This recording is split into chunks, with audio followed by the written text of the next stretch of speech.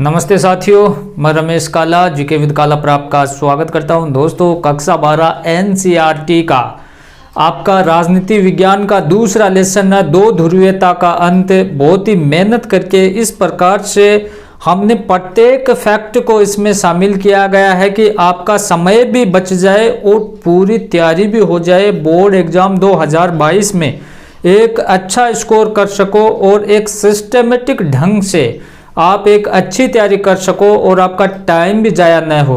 तो इसके लिए एक ही वीडियो में मतलब कि ये दो ध्रुवीयता का अंत है।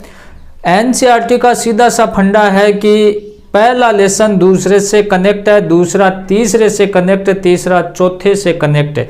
आरबीएससी की तरह नहीं है कि पहला कहीं दूसरा कहीं। तो इसके लिए आपको सीढ़ी दर सीढ़ी चलना होगा। अब आपने पहला लेसन देखा होगा तो आपको नाम से पता लग गया होगा कि दो ध्रुवीयता का अंत। और जिसने पहला लेसन शीत युद्ध का दौर नहीं पढ़ा उसको तो ये लग रहा है कि एक उत्तरी ध्रुव है, एक दक्षिणी ध्रुव है, दोनों में से एक गया। कोई सा भी गया पर एक गया, क्योंकि दो ध्रुवीयता का अंत है। और बिल्कुल ही नहीं ध्यान दिया, वो तो ये भी सोच रहा होगा कि दोनों भी गए, है ना। तो ये जो उत्तरी ध्रुव है और दक्षिणी ध्रुव है उसकी बात नहीं चल रही है। जो दो महाशक्ति थी, जो सेकंड वर्ल्ड वॉर हुआ था आपका 1939 से 45 के बीच में, उसके बाद में शीत युद्ध के दौर में हमने चर्चा की थी कि अमेरिका और सोवियत संघ दो महाशक्तियों के रूप में उभर कर आए। अब 1991 की बात है, उसमें सोवियत संघ का विघटन हो जाता है और उसके बाद में एकमात्र ध्रुव बचता है, एकमात्र महाशक्ति बचती है। वो कौन सी? यूएसए, संयुक्त राज्य अमेरिका। तो ऐसे में आप देखें कि इस टॉपिक में, इस वीडियो में हम पढ़ेंगे दो ध्रुवीयता का अंत की बात चल रही है। तो सोवियत संघ के बारे में इसमें हम पढ़ेंगे कि कैसे इसका अंत हुआ। अंत से पहले ये भी जानेंगे कि इसका जन्म कैसे हुआ, जो यूएसएसआर है ये कैसे बना। पूरी डिटेल से इसको हम पढ़ेंगे, बिल्कुल फैक्ट टू फैक्ट बातें करेंगे। तो इसको आप लास्ट तक देखें। चैनल पर आप नए तो चैनल को सब्सक्राइब करके बेल आइकन को प्रेस कर लें। प्ले लिस्ट में जाकर देखें, पूरी राजनीति विज्ञान बहुत ही इंटरेस्टिंग और फैक्ट पर आधारित मिलेगी, फालतू का कुछ नहीं मिलेगा आपको। तो सोवियत संघ का जन्म 1917 की रूसी बोल्शेविक क्रांति के बाद समाजवादी सोवियत गणराज्य संघ यूएसएसआर अस्तित्व में आया। जो रूस में क्रांति हुई थी, कौन सी? रूसी क्रांति, जिसे देखो बोल्शेविक क्रांति भी कहा जाता है। और इसका मुख्य था वो लेनिन था। और एक चीज़ आपको ध्यान रखनी है कि जैसे जैसे इस वीडियो में आगे की ओर हम चलेंगे तो प्रत्येक चीज़ आपके समझ में आ जाएगी। जैसे शीत युद्ध का जो दौर चला था 1945 से 1991 के बीच, उसमें जो शीत युद्ध का प्रतीक था बर्लिन की दीवार, जो पूर्वी बर्लिन और पश्चिमी बर्लिन में बंटी हुई थी। जर्मनी के दो टुकड़े हो चुके थे और ये जर्मनी की राजधानी थी बर्लिन। 1961 में इसमें एक दीवार बना दी गई थी जिसे बर्लिन की दीवार कहा जाता है। पहले पाठ में हमने देखा था कि किस प्रकार से अमेरिका का और सोवियत संघ है उसका अलग अलग एकाधिकार हो जाता है। तो आप ध्यान से देखें, शीत युद्ध के प्रतीक 1961 में बर्लिन की दीवार को 9 नवंबर 1989 को जनता द्वारा तोड़ दिया गया। छोटा प्रश्न आपसे इसमें पूछा जा सकता है कि बर्लिन की दीवार का निर्माण कब हुआ? 1961 में। इसे कब तोड़ा गया या जर्मनी का एकीकरण कब हुआ? तो 9 नवंबर 1989 को। ठीक है। उसके बाद में 25 दिसंबर 1991 को सोवियत संघ का विघटन हो गया। पहले मैं थोड़ी थोड़ी चीज़ें आपको, मोटी मोटी चीज़ें बताता हूँ कि सोवियत संघ का विघटन कब हुआ। 25 दिसंबर 1991 को। ये आपको याद रखना छोटे प्रश्नों के रूप में। उसके बाद में हम देखेंगे कि सोवियत प्रणाली दोस्तों है क्या। सोवियत प्रणाली पूंजीवादी व्यवस्था का विरोध समाजवाद के आदर्शों से प्रेरित थी। अब देखो, आपने पहले लेसन में पढ़ा होगा कि पूंजीवादी व्यवस्था थी वो अमेरिका में थी, साम्यवादी या समाजवादी जो व्यवस्था थी वो सोवियत संघ में थी। तो सोवियत प्रणाली थी वो क्या थी, ये पूंजीवादी जो अमेरिका वाली सिस्टम थी उसका तो ये विरोध करती थी और समाजवाद के आदर्शों से प्रेरित थी। मतलब कि ये पूंजीवाद निजीकरण का विरोध करती थी और जिस पर समाज का स्वामित्व हो, अधिकार हो, उसका ये समर्थन करती थी सोवियत प्रणाली। सोवियत अर्थव्यवस्था योजनाबद्ध और राज्य के नियंत्रण में थी। ठीक है, जो ये सोवियत प्रणाली थी वो समाज के नियंत्रण में थी, राज्य के नियंत्रण में थी, देश के नियंत्रण में थी। ये नहीं था कि पूंजीवाद की तरह किसी व्यक्ति विशेष कंपनी या फैक्ट्री के अधीन थी। तो ये एक योजनाबद्ध तरीके से थी, राज्य के नियंत्रण में थी। और महत्वपूर्ण चीज इसमें यह थी सोवियत प्रणाली में, जैसे कि भारत में हमारे बीजेपी, कांग्रेस, बीएसपी, आम आदमी पार्टी, सपा, जो भी कई ऐसी पार्टियां हैं जो हम जो क्या है कि हम उनको वोटिंग करते हैं और वो शासन सत्ता में काबिज भी होते हैं। लेकिन जो सोवियत संघ था वहाँ पर एक ही पार्टी का दबदबा था, एक ही पार्टी मुख्यतः रूप से थी, वो थी कम्युनिस्ट पार्टी। और यहाँ कहाँ सोवियत प्रणाली में क्या क्या चीज़ें थी उसको आप समझें। देखो, न्यूनतम जीवन स्तर की सुविधा थी, जो रोटी, कपड़ा, मकान, जो न्यूनतम जीवन स्तर की जो आवश्यक वस्तुएं थी उनकी सुविधा थी, सभी की पूर्ति होती थी। उन्नत संचार प्रणाली थी, यहाँ बेरोजगारी नहीं थी। देखो ध्यान से देखें कि अमेरिका के बाद सबसे बड़ी अर्थव्यवस्था थी कौन है, रूस थी, और यहाँ बेरोजगारी भी नहीं थी। और उसके बाद में आपको देखना होगा दूसरी दुनिया। तो दूसरी दुनिया क्या है, शीत युद्ध वाले टॉपिक में हमने देखा था कि पहली दुनिया है वो अमेरिका वाला जो साइड था, हमने बर्लिन की दीवार खींची थी। उसके बाद में ये जो साइड थी इसमें अमेरिका का आधिपत्य था और रूस वाले साइड में रूस का, सोवियत संघ का आधिपत्य था, बीच में बर्लिन की दीवार थी। तो जो अमेरिका वाले साइड को हमने पहली दुनिया कहा।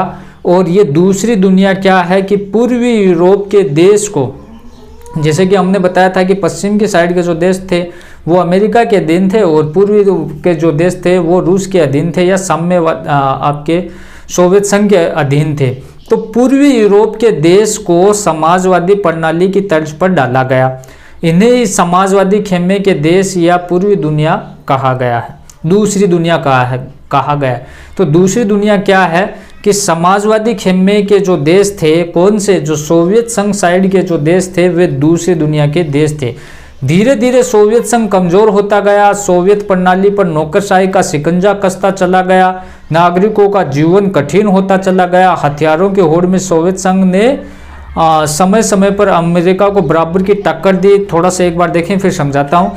लेकिन उसे इसकी भारी कीमत चुकानी पड़ी। वह प्रौद्योगिकी और बुनियादी ढांचे के मामले में पश्चिमी देशों की तुलना में पीछे रह गए। अब देखो होता क्या है कि धीरे धीरे जैसे जैसे टाइम निकलता गया, 1980 के लगभग 1970-80 के बीच में सोवियत संघ है वो कमज़ोर होता गया, क्योंकि इसमें 15 गणराज्य थे, आपको पता होगा।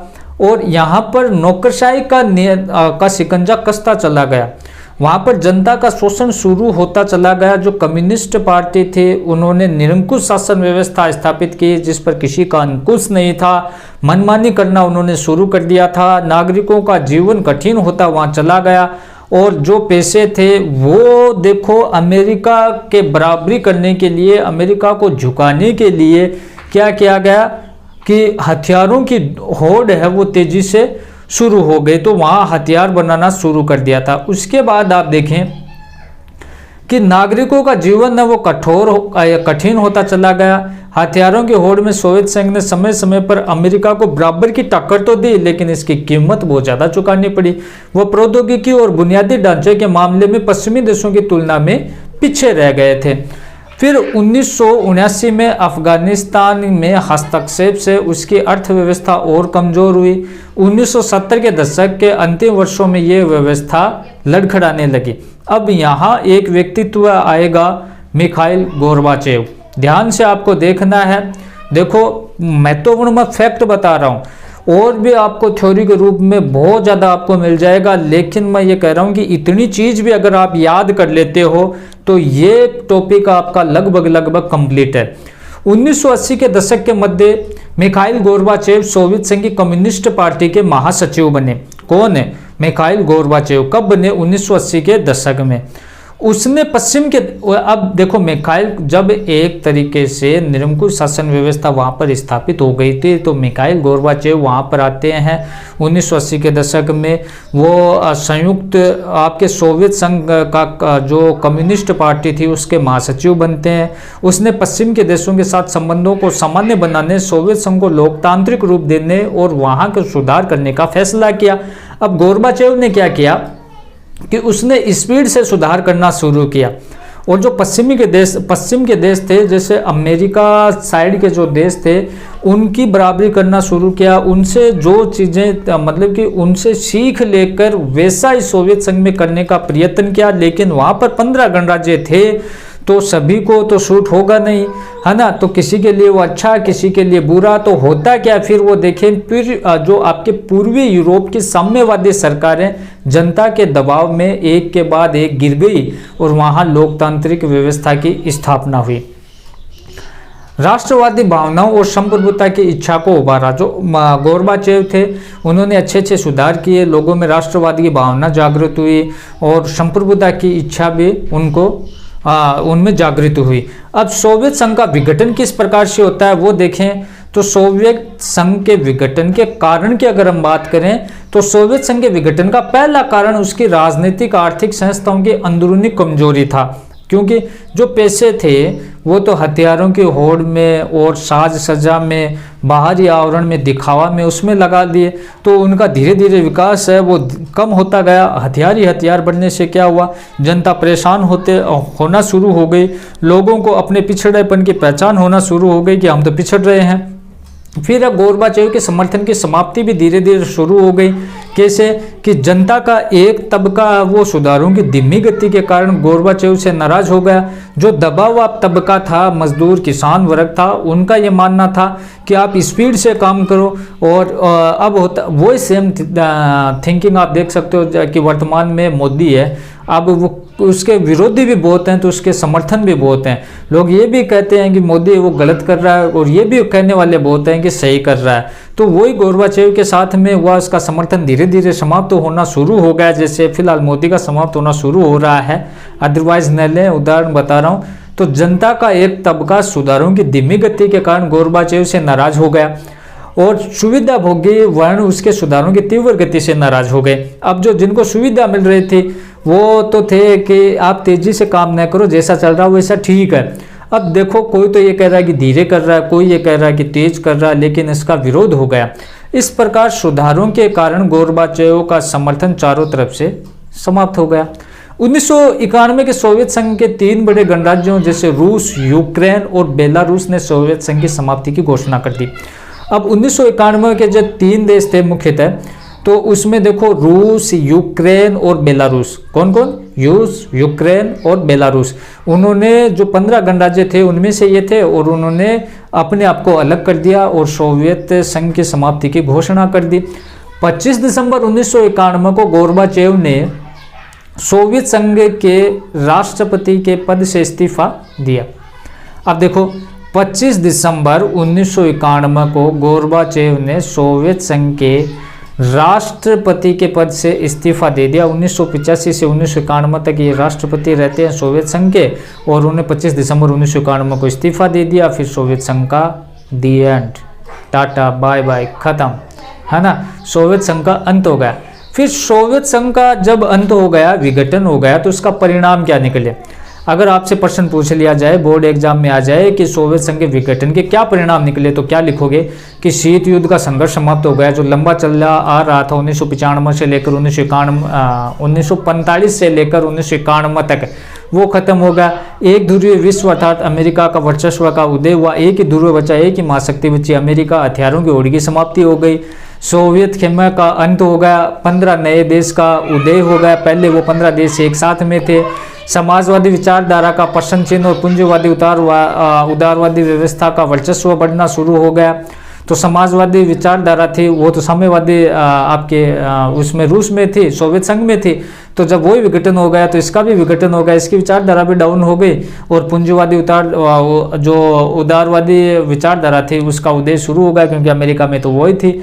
फिर रूस सोवियत संघ का उत्तराधिकारी बना। अब ध्यान देने योग्य बात यह है कि रूस ना आज भी शक्तिशाली है, क्षेत्रफल की दृष्टि से सबसे बड़ा देश है, लेकिन आज भी है ना इतना कमजोर नहीं है। अगर आप देखो वही है कि इन हाथों ने हथियार छोड़े, चलाना नहीं भूले, तो वो आज भी मजबूत है, इतना नहीं है, लेकिन अमेरिका को टक्कर नहीं दे सकता भाई, अमेरिका तो अमेरिका है। फिर भारत रूस संबंध, अगर भारत रूस के जो भारत और रूस के संबंध की अगर हम बात करें तो किस प्रकार से है, तो आप देखें कि भारत रूस संबंधों का इतिहास आपसी विश्वास और साझे हितों का इतिहास रहा है। कहने का मतलब अच्छा रहा, आपसी तालमेल रहा, उनमें सहयोग रहा।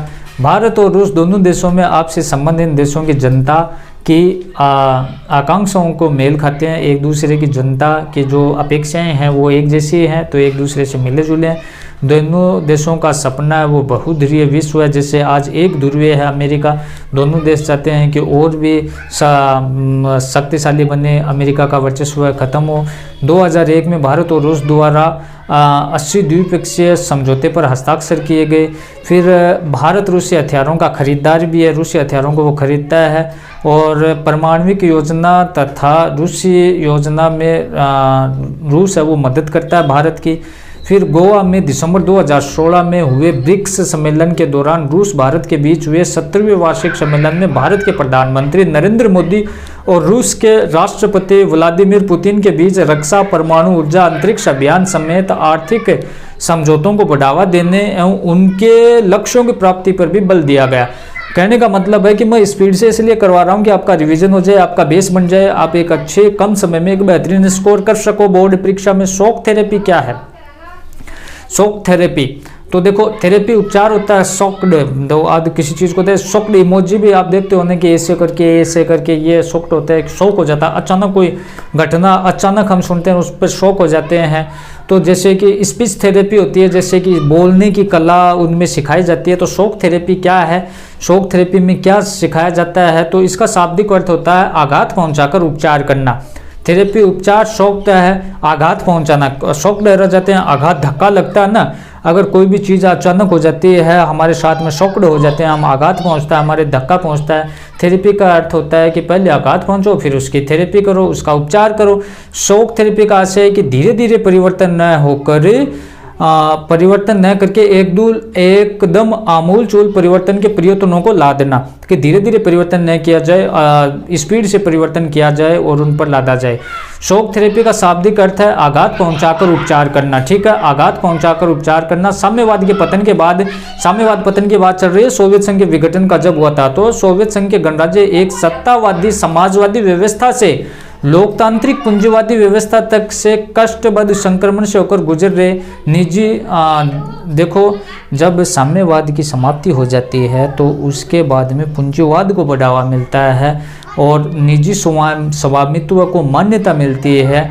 तो राज्य की संपदा का निजीकरण और पूंजीवादी ढांचे को तुरंत अपनाने पर बल दिया गया। ये शॉक थेरेपी है कि साम्यवाद का अंत हो जाता है, फिर पूंजीवाद को उस पर बढ़ावा दिया गया और उस पर तुरंत अपनाने पर बल दिया गया। मुक्त व्यापार क्या होता है? मुक्त व्यापार की नीति अपनाई गई कि मुक्त व्यापार होता है किसी प्रकार का कर, चुंगी, टैक्स ये जो होते हैं ये न लगाना, एक दूसरे स्थान पर आवागमन के साधन सुलभ होना, बिना रोक टोक के होना। तो मुक्त व्यापार को पूर्ण रूप से अपनाना जरूरी माना गया। पूंजीवादी व्यवस्था को अपनाने पर बल दिया गया। पूंजीवादी व्यवस्था को अपनाने के लिए वित्तीय खुलापन, मुद्राओं की आपसी परिवर्तनीयता और मुक्त व्यापार की नीति पर बल दिया गया। दोस्तों, पश्चिमी देशों से प्रत्येक संबंध की स्थापना की गई।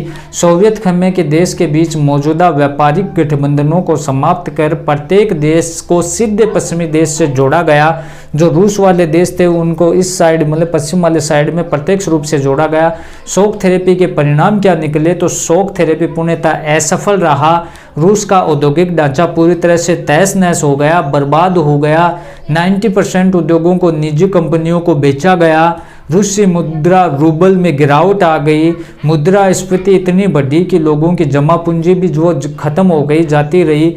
खाद्यान्न सुरक्षा व्यवस्था, समाज कल्याण की पुरानी व्यवस्था को नष्ट कर दिया गया। सब उससे अमीर गरीब की खाई और बढ़ गई, अमीर और ज़्यादा अमीर होते गए, गरीब और ज़्यादा गरीब हो गए, माफिया वर्ग का उदय हुआ। दोस्तों, लोकतांत्रिक संस्थाओं के निर्माण के कार्यों को प्राथमिकता के साथ नहीं किया गया।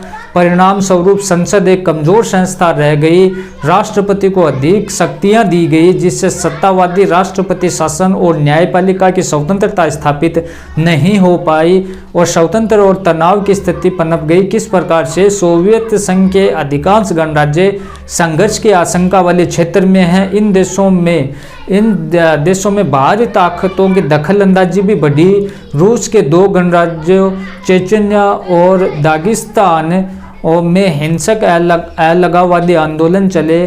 चेकोस्लोवाकिया को 2 भागों में, चेक और स्लोवाकिया में बांट दिया गया। फिर बाल्कन क्षेत्र, ये क्या होता है? छोटा प्रश्न पूछ लिया जाता है। बाल्कन गणराज्य यूगोस्लाविया गृह युद्ध के कारण कई प्रांतों में बंट गया। इसमें शामिल बोस्निया हर्जेगोविना,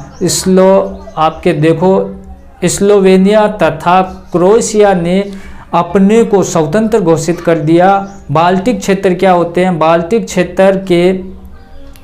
क्षेत्र के लिथुआनिया ने मार्च 1990 में अपने आप को स्वतंत्र घोषित कर दिया। दोस्तों, उसके बाद में मध्य एशिया की अगर हम बात करें तो मध्य एशिया गणराज्य पेट्रोलियम के विशाल तेल भंडारों के कारण बाहरी ताकतों और तेल कंपनियों के आपसी प्रतिस्पर्धा का अखाड़ा बन गए। अमेरिका इस क्षेत्र में सैनिक ठिकाना बनाना चाहता था और रूस इन राज्यों को अपना निकटवर्ती विदेश मानता था। उसका मानना था कि उन्हें रूस के प्रभाव में रहना चाहिए। चीनियों ने भी सीमावर्ती क्षेत्र में आकर व्यापार शुरू कर दिया था। स्पीड से, मुझे पता मैंने स्पीड से लिया है, लेकिन स्पीड से इसलिए लिया है कि आपका टाइम खराब ना हो, आपका रिवीजन हो जाए और आप एक कम समय में अच्छा स्कोर कर सको। और इससे भी मतलब कि पूरी राजनीति, पूरी हिस्ट्री, प्रत्येक सब्जेक्ट आपको मिलेगा। प्लेलिस्ट में जाकर देखें, इसको शेयर जरूर करें। धन्यवाद साथियों, बाय।